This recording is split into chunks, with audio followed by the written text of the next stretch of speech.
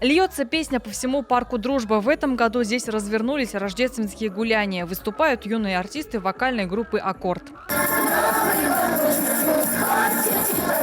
На площадке рядом хоккей с мячом, только вместо клюшки – веники. Такой вид зимних игр популярен у местной детворы. Мы второй год проводим такой вот хоккей с метелками.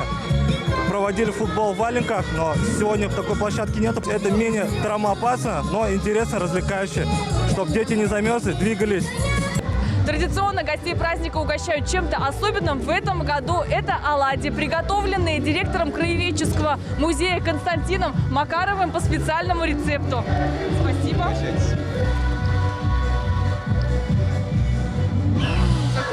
Как вкусно. Тесто для оладушек сделали заранее. Использовали цельнозерновую муку. У нас есть мельница с каменными жерновами. Мы берем пшеницу, молим ее. И традиционный рецепт с вечера, долгая ферментация.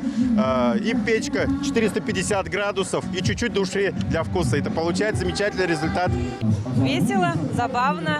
Для детей самое главное – весело. У меня дочка выступает. Вот ждем выступления дочери. Очень хорошо. Не случайно рождественские гуляния проходят в парке «Дружба». Весь день на площади песни и танцы разных народов. Давняя уже наша традиция. В Менделеевске проводятся рождественские народные гуляния. В этом году в новом формате, новая локация.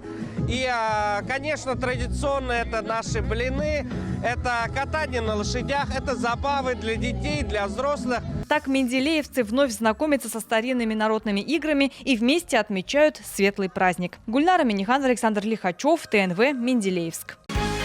Закажи рекламу на ТНВ. Телефон в Казани 5 705 100.